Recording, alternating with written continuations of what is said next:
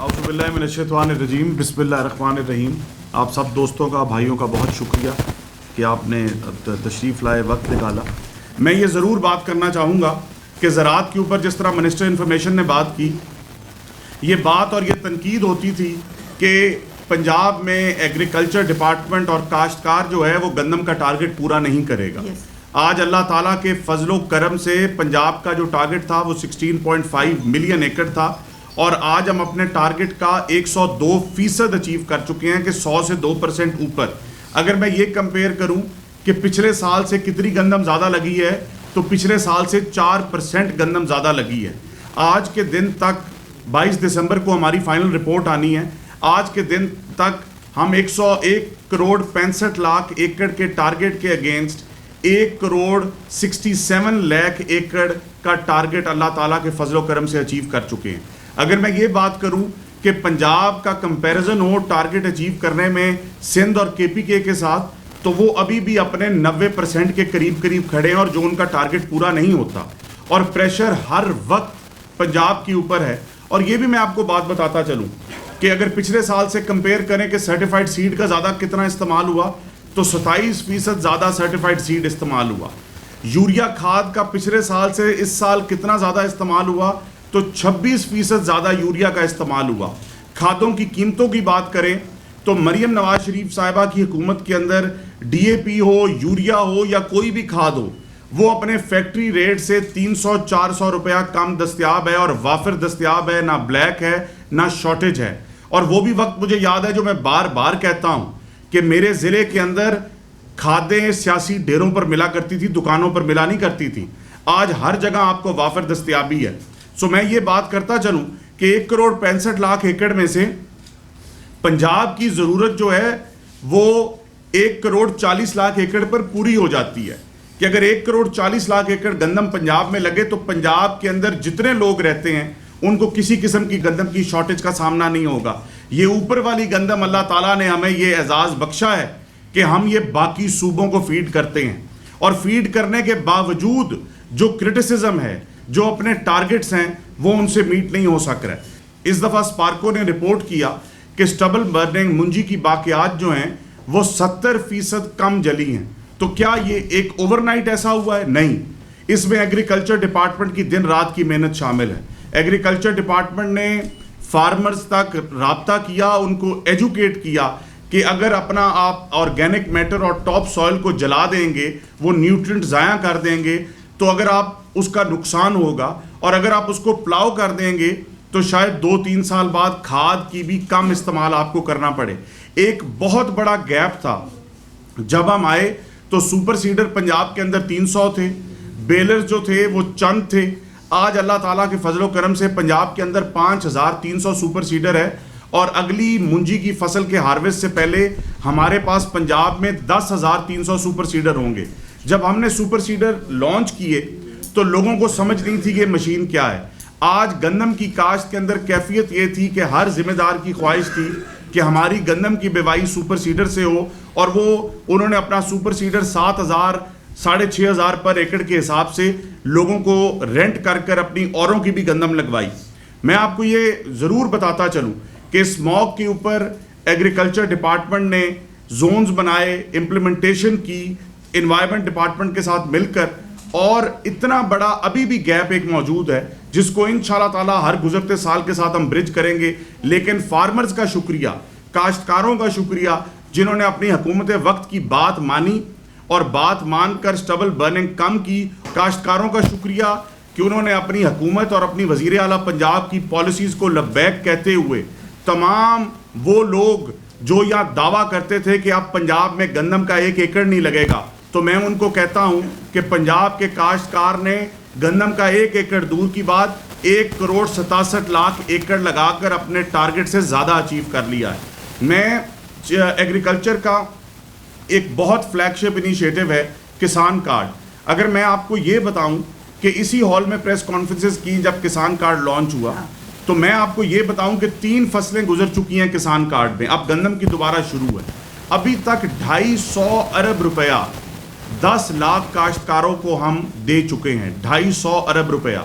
اگر یہ بات ہو کہ اس 250 ارب کا حکومت کو واپس پیسہ کتنا ملا, تو اللہ تعالیٰ کے فضل و کرم سے 98% ریکوری ہے. آج یہ وجہ ہے کہ مائکرو فائنینس کے اندر پنجاب لیڈ کر رہا ہے پورے پاکستان میں, اور اس کی مثال آپ کو کہیں پہلے نہیں ملتی ہوگی. اور کسان کارڈ کے ذریعے اگر بات کی جائے تو فارمرز نے اپنا 15 ارب روپے کا سیڈ اور پیسٹیسائڈ خریدا, 110 ارب روپے کا فرٹیلائزر خریدا.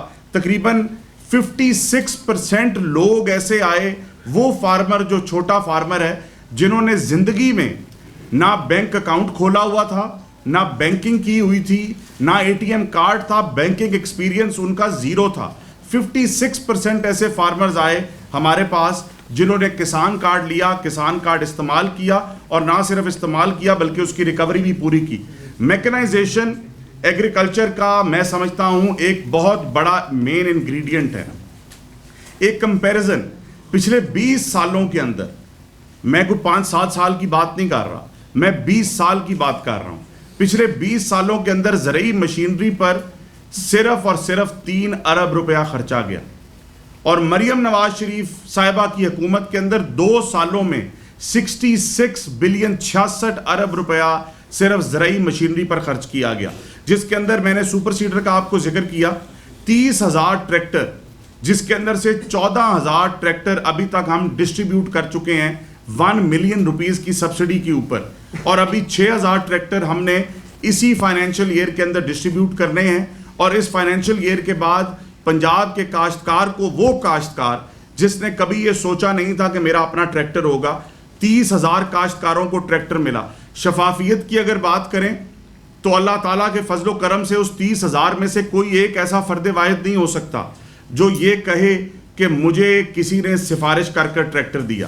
وزیر زراعت پنجاب اگر چاہے میں کاشتکار ہوں, وزیر زراعت پنجاب اگر چاہے کہ میں ٹریکٹر لوں تو میں ٹریکٹر نہیں لے سکتا. مجھے اس شفافیت سے گزرنا پڑے گا جس سے پنجاب کے لاکھوں کاشتکار گزر کر 30,000 کاشتکاروں کو ٹریکٹر ملا.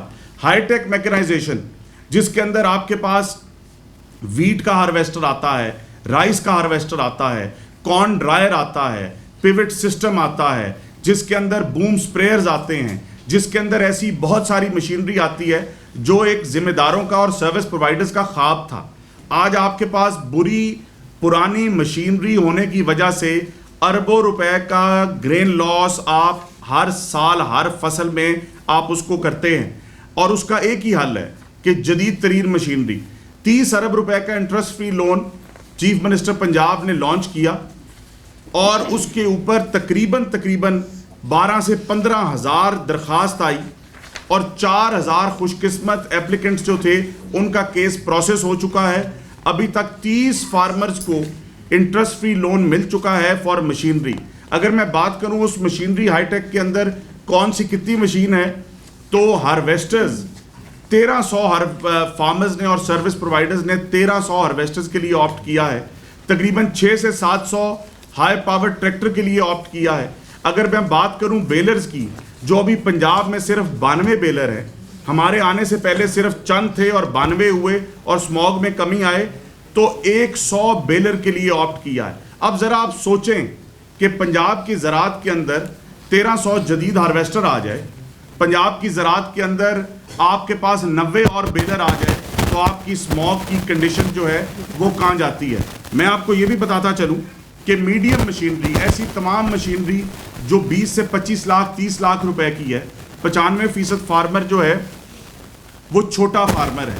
اب اس کو کیا چاہیے, اس کو وہ مشینری چاہیے جو اس کے چارہ کاٹنے والی ہے, جو اس کا سائلج بنانے والی ہے, سائلج کو ریپ کرنے والی ہے, جو چھوٹے بیلر والی مشینری ہے. ہم نے ایک پروگرام نکالا ہے جس کے اندر ہم 60-40 پہ سبسڈی دیں گے, اور اس سال 2,500 فارمرز کو ہم میڈیم مشینری جو ہے وہ ہم انشاءاللہ تعالیٰ دینے جا رہے ہیں.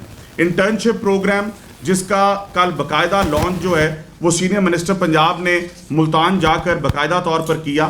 پچھلے سال 1,000 انٹرنیز, اس سال 2,000 انٹرنیز. اور خوشی کی یہ بات ہے کہ جب میں ویٹ سوئنگ کے اوپر پنجاب کا دورہ کر رہا تھا تو 4-5 ایسی ڈویژنز میں مجھے ایسے 4-5 مختلف جگہوں پہ بچے اور بچیاں ملی جنہوں نے آ کر کہا کہ جی ہم آپ کے پچھلے 1 سال کے اندر انٹرنشپ کر آئے ہیں اور اس انٹرنشپ کی وجہ سے آج ہمیں پرائیویٹ سیکٹر نے اٹھا لیا ہے, آج ہم اس جگہ پہ کام کر رہے ہیں.